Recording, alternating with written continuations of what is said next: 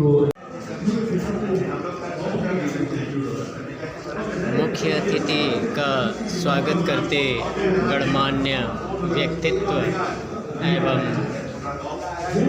प्रतिष्ठित साहित्यकार बंधु देश के शहीदों को समर्पित इस अखिल भारतीय कवि सम्मेलन के कार्यक्रम में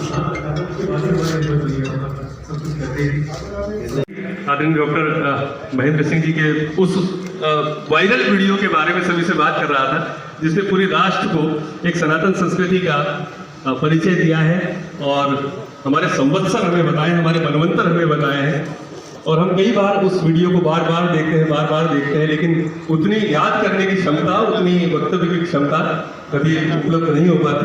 बहुत विलम्ब हो चुका है और आदरणीय डॉक्टर साहब का भी शेड्यूल आगे तय है, इसलिए मैं ज़्यादा विलम्ब के लिए क्षमा प्रार्थी होते हुए मैं अनुरोध करता हूँ सबसे पहले आदरणीय डॉक्टर संतोष सिंह जी से, चेयरमैन DHL इंदिराबोस भारत की श्रद्धेय डॉक्टर साहब को मंच पर लेकर आए। अनुरोध करता हूँ बेटे मैं अनुरोध करता हूँ CEO कौटिल्य एकेडमी और फाउंडर मनमोहन जोशी भाषण कर रहा हूँ। मैं तो यहाँ भाषण कर रहा हूँ।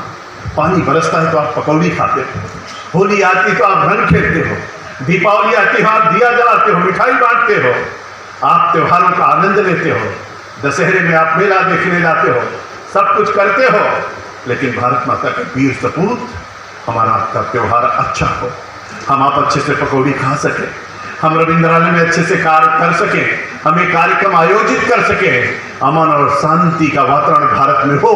इसके लिए जब हम आप यहाँ पर रंगों की होली खेलते हैं तो हमारे वीर माता के सपूत और सब लोग ऐसे नौजवान बॉर्डर पर खून की होली खेलते हैं मित्रों, खून की होली खेलते हैं। मामूली बात नहीं, आप कल्पना नहीं कर सकते, हर दिन गोली चलती है, हर दिन क्या क्या स्थितियां बनती हैं, लेकिन उसके बावजूद भी भारत माता के वीर सपूत वहां पर डटे हुए, उनको सबको हम प्रणाम करते हैं, प्रभु से प्रार्थना करते हैं उनको और ताकत भगवान दे। लेकिन चलते चलते देखते देखते बहुत सारे लोग हमारे बीच से चले जाते। आजादी तो दिला दिया, नेताजी सुभाष चंद्र बोस चले गए चंद्रशेखर आजाद, लाल बाल पाल चले गए, चली गई दुर्गा भाभी, रानी लक्ष्मीबाई चले गए सरदार भगत सिंह, सुखदेव, राजगुरु, धीरा, सब लोग चले गए, भारत माता आजाद हो गई। लेकिन आजाद भारत को कौन बचाएगा? कौन बनेगा चंद्रशेखर आजाद? कहाँ से आएंगे सरदार भगत सिंह? कौन रक्षा करेगा? कौन बनेगा दुर्गा भाभी? कौन रानी लक्ष्मीबाई की भूमिका को निभाएगा? कौन भारत माता को बचाएगा?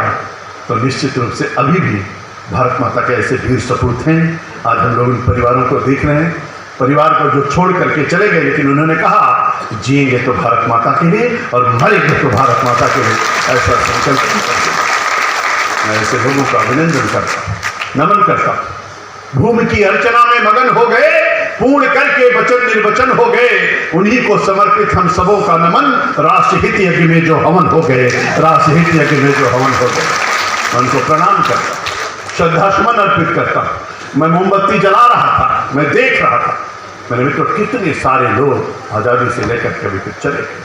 किसके लिए? भारत माता के। निश्चित रूप से भगवान तुलसी ने कहा, मैं आपसे कहता हूं, अंग्रेजी की एक लाइन है, man is born naked and stateful, दुनिया में कोई पैदा हो, हर कोई नंगे और बिना किसी पद के पैदा हुआ, लेकिन भगवान तुलसी ने रामचरितमानस में कहा है कि कर्म प्रधान विश्व करे राखा, जो जश करे तो तश फल चाखा।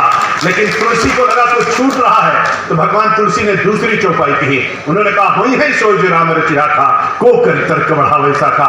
उनको लगा कुछ और छूट रहा है, तो उन्होंने तीसरी चौपाई कही, उन्होंने कहा करई करावे भंजे सोई, उमा राम गति लखान कोई। तीनों चौपाइयों के पीछे तीन भाव था, अभिवादन सीनत से नित्यम वृद्धो अभिषे बिना, चत्वार कृष्ण वरधन्ते आयु विद्या यशोबलम। अरे न कोई तब मुकाबला कर पाया था, न आज कोई मुकाबला कर पाएगा। मेरा भारत तो अद्भुत है, दिव्य है, महान है, लोगों को कल्पना नहीं है। मित्रों, मैं हमेशा इस बात को कहता हूं कि दुनिया में किसी से पूछो कि सबसे प्राचीनतम विश्वविद्यालय का नाम बताओ तो तक्षशिला और नालंदा की चर्चा करेगा। दुनिया में किसी से पूछो जीरो की खोज किसने की तो भारत की तरफ इशारा करेगा। दुनिया में किसी से पूछो अंक कहां से आया तो भारत का नाम लेगा। दुनिया में किसी से पूछो सबसे प्राचीनतम भाषा का नाम बताइए तो संस्कृत भाषा की चर्चा करेगा। दुनिया में किसी से पूछिए योग कहां से आया तो हर कोई भारत का नाम लेगा। दुनिया में किसी से पूछिए सबसे प्राचीनतम मंत्र का नाम बताइए तो गायत्री महामंत्र की चर्चा करेगा। दुनिया में किसी से पूछिए सबसे प्राचीनतम पुस्तक का नाम बताइए तो ऋग्वेद, यजुर्वेद, सामवेद की चर्चा करेगा। 108 उपनिषद और हमारे वेद शास्त्र उपनिषदों की चर्चा करेगा। मित्रों, अद्भुत है, दिव्य है। और इसलिए मैं समझता हूं जो आया है सो जाएगा, राजा रंग फकीर, जाना तो सबको एक है एक दिन, लेकिन कैसे कौन यात्रा करता है ये बहुत महत्वपूर्ण है। तो मैं शौर्य संस्था को धन्यवाद करता हूँ, अभिनंदन करता हूँ, बधाई देना चाहता हूँ सभी पदाधिकारियों को जिन्होंने इस अद्भुत कार्यक्रम का आयोजन किया। संतोष जी के कार्यक्रम में मैं भोपाल भी गया, संतोष जी के कार्यक्रम में मैं इंदौर भी गया हूँ। बहुत दिव्य इन्होंने कार्यक्रम किया था, स्टेडियम में कार्यक्रम किया था, मैं उसमें गया था, बहुत बड़ा कार्यक्रम किया। वास्तव में धन तो आएगा और चला जाएगा, धन से हीन होने पर मनुष्य हीन नहीं होता। हमारे यहाँ संस्कृत का एक बहुत सुंदर श्लोक है कि वृत्ति में संरक्षित वृत्ति में आत्याति चाचूरो वित्ततः चूरो वित्तस्तो हतो हता।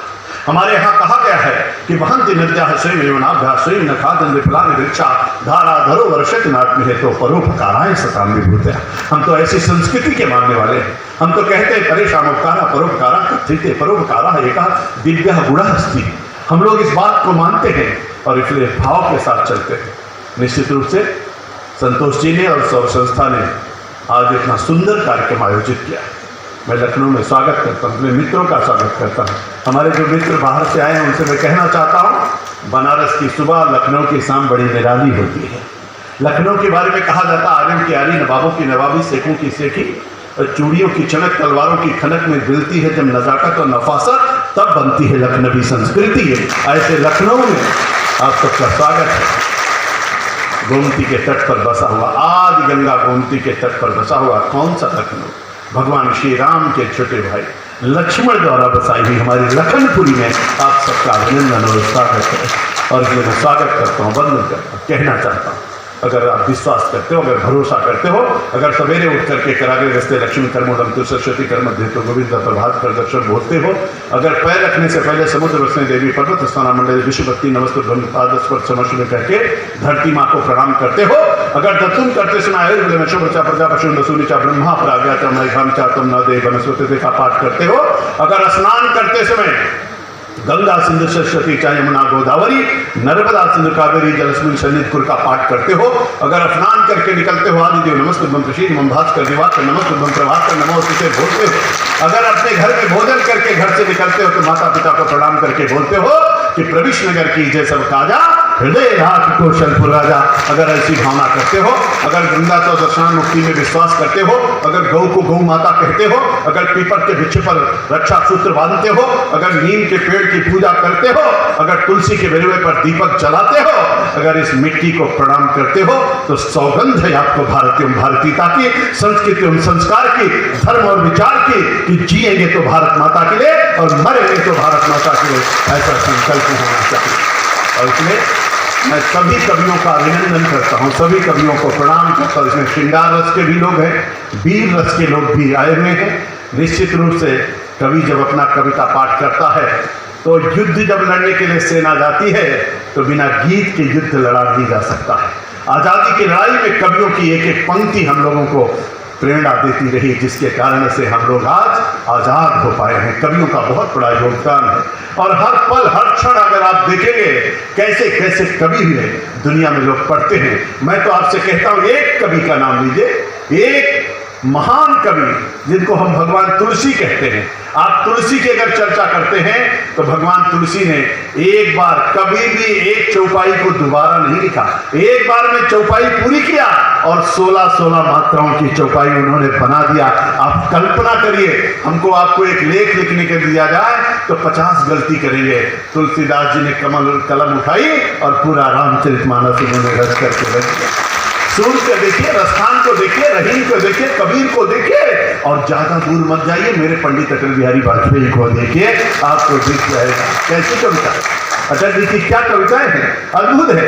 आज भी बड़े बड़े कवि उनके कविताएं पढ़ते हैं और बताते हैं, हार नहीं मानूंगा, राग नहीं ठानूंगा, काल के कपाल पे लिखता हूं, मिटाता हूं, गीत नया गाता हूं, गीत नया गाता हूं। अद्भुत है, परंपरा अद्भुत। और इसलिए मित्रों, ज़्यादा कुछ न कहते हुए मैंने बहुत समय ले लिया है। एक बार अपने शहीद परिवारों को मैं उनके श्री चरणों में शीश झुका करके प्रणाम करता हूँ।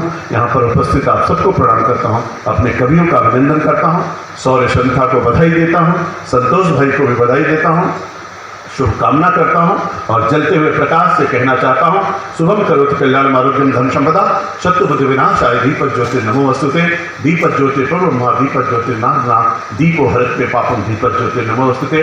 आप सबका ललाट चमकता रहे, आप हंसते रहे, मुस्कुराते रहें, आपका घर, आपका परिवार प्रकाशमान हो जाए, दीपावली आपके लिए शुभ हो, लक्ष्मी आपके घर में आ जाए। लेकिन लक्ष्मी तभी आएंगी जब कमल का फूल होगा, बिना कमल के लक्ष्मी आती नहीं है, और इसीलिए हर घर में कमल की जरूरत बहुत जरूरी है। अगर कमल होगा तभी लक्ष्मी आएंगे, और इसीलिए हमारे यहाँ जानते हैं आप, पूजा करने के लिए एक एक फूल लाना पड़ेगा, अब कमल को दिल से लगा के रखना पड़ेगा। लक्ष्मी आपके घर में बनी रहे और देश में बनी रहे, इसके लिए यहाँ भी कमल लाना बहुत जरूरी है। हम लोग कमल की पूजा करेंगे और अभी से लेकर के आगे तक पूजा करते रहेंगे, जिससे कम से कम 300 से 350 कमल तो हमको चाहिए ही चाहिए, और इसलिए उसकी पूजा इस रूप में करेंगे। पटाखे भी जगाएंगे, प्रकाश भी फैलाएंगे, राष्ट्रवाद को भी जगाएंगे, कवियों का सम्मान भी करेंगे, शहीद परिवारों का भी सम्मान करेंगे, सबको नमन भी करेंगे। और लक्ष्मी के बिना कुछ होता नहीं है, इसलिए लक्ष्मी को बुलाने के लिए 350 कमल तो कम से कम चढ़ाएंगे। और इसलिए आप सबको बहुत शुभकामना, बहुत बधाई, बहुत बहुत अभिनंदन। जय हिंद, जय भारत। एक बार जोरदारी से भारत माता का जयकारा लगाइए, बोले भारत माता की।